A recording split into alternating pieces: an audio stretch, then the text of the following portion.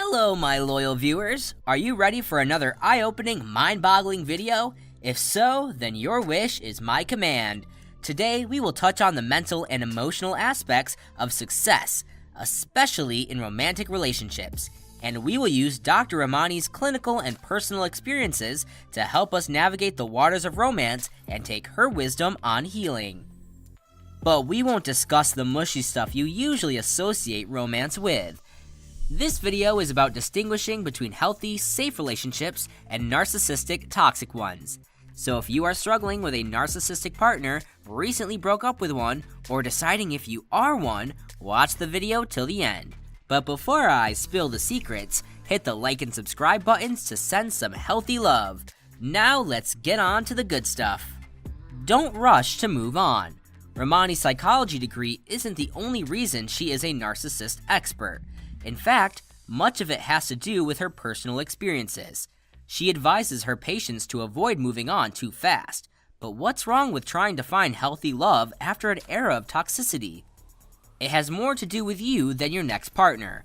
Dr. Ramani says that narcissistic relationships can make individuals lose themselves. Something I'm hearing from a lot of survivors is after they get out of the narcissistic relationships, they say, I feel like I don't know who I am anymore. Since they are so focused on the needs and happiness of the narcissist, they lose track of their individual needs. As a survivor, you might get so used to your partner not liking a particular fruit, color, or genre that you don't even think if you like it. This is why Dr. Ramani's gold standard is a year.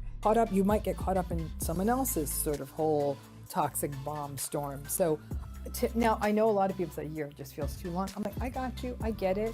A year is optimal. And the folks who've done it said, I don't regret doing that at all now. But for a lot of people, it might even be 8 months, 9 months.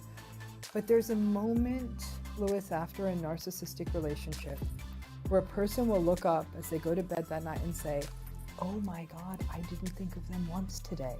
That's a good day. That's an amazing day. Give yourself that much time to heal before jumping into something new.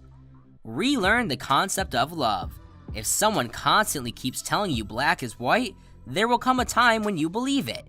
That's precisely how toxic relationships shape you and your idea of love.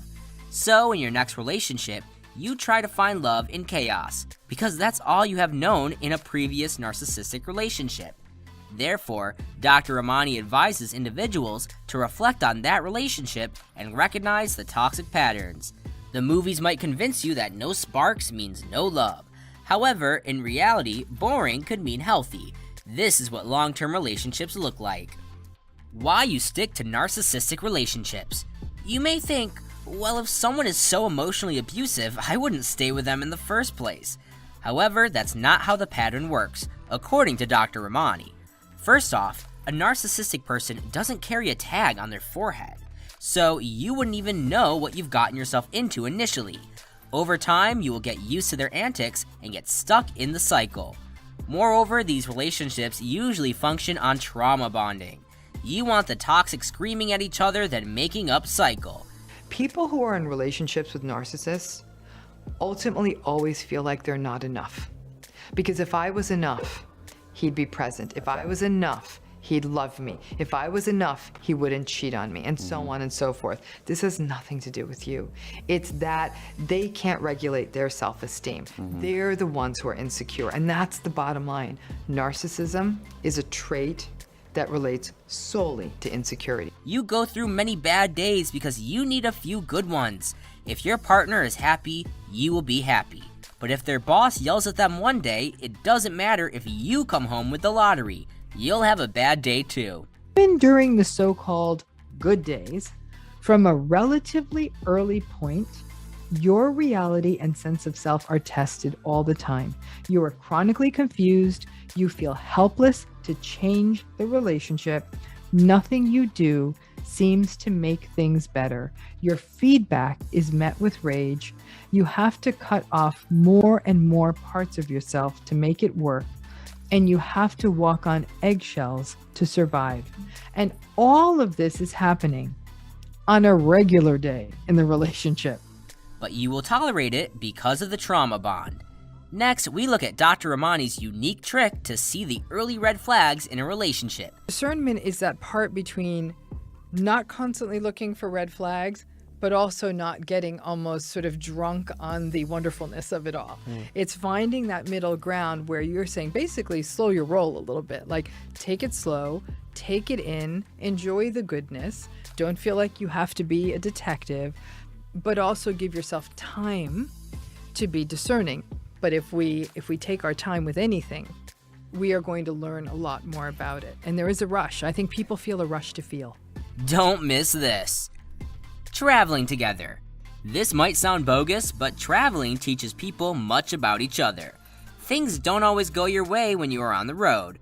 During road trips, you don't have a comfortable bed, the sheets might not be as fresh, and you probably won't get enough sleep. All these factors can make a person irritable or angry. This anger usually makes people lose their guard and show their true colors.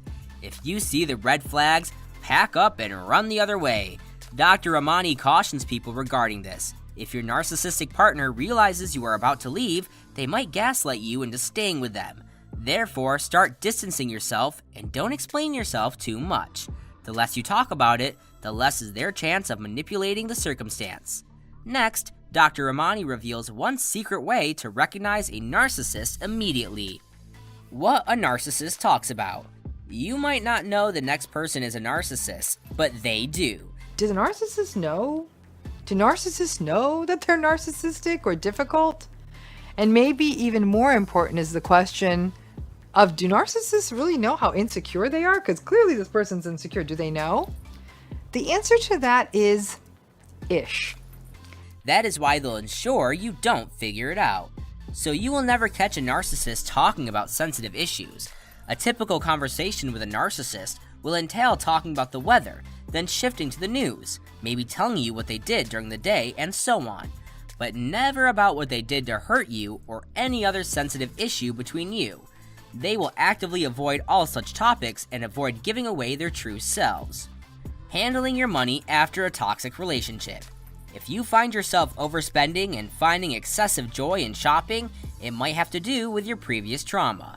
Many survivors start associating their self-worth with their possessions. If you recognize this pattern, it's time to assess yourself for past trauma, identify where this feeling originates from, and work on it. Next, we discuss starting your healing journey from a toxic relationship. So stick around for this crucial step because your future relationships will suffer without it.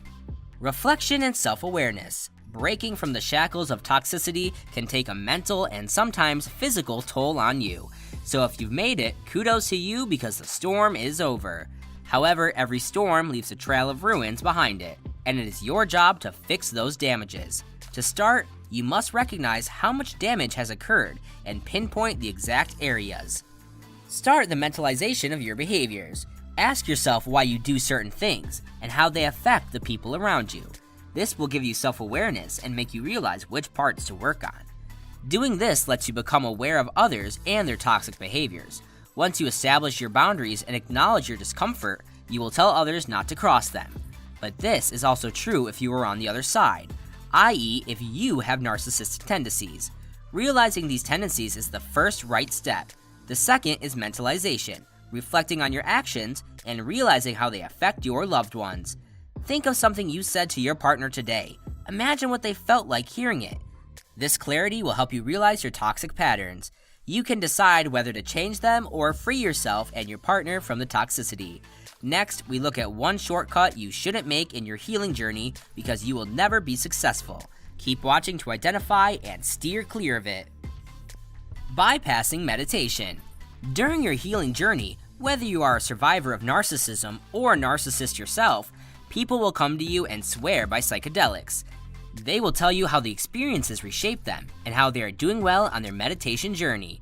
That's a typical phenomenon called bypassing. Dr. Ramani realized this while working with narcissistic clients. I started working with more narcissistic clients. And would you know, nothing we tried really made things better. In fact, they just remain difficult people, and I don't think I'm that bad a therapist. So these people swore by these medications, but were obviously still clear narcissists. Just because someone says they are empathetic doesn't mean they are. Such people aren't willing to go to therapy. Instead, they choose medications to make themselves feel like they are on a healing path. This doesn't mean the psychedelics don't work. However, they are only one part of the package, so if you want to heal, you must go through the process. You need to show up to your sessions, figure out your deepest traumas and triggers, then go through the exhausting process of working on them. That's how you'll achieve true healing. What's one thing every person should develop more in all their relationships? Dr. Ramani believes it is sharing. You must be able to share your vulnerabilities and sadness. This comes from creating a safe space with your partner. In such practices, individuals understand where the other is coming from and build empathy. It also helps them process different feelings and not use anger as a universal outlet for all their emotions. This is mainly for men. How many men do you know who have been through sexual abuse? Not many. Overall, Dr. Ramani advises individuals to practice two things regardless of their gender: compassion and recognition. Go out there and recognize the extraordinary in everyone you meet, but remember to be compassionate about their experiences. If you are currently dealing with a narcissistic person, Dr. Ramani has two helpful tips. First, don't lose your daydreams because they will happen. If you lose your dreams, you will lose hope of change. Second, don't be afraid to change course. Break yourself from the shackles of tradition and take the path less traveled for ultimate growth. Alright folks, that's all for today's video. Do share the wisdom with your friends, and I'll be back with more in another episode of Financial and Emotional Wisdom. Till then, happy growing!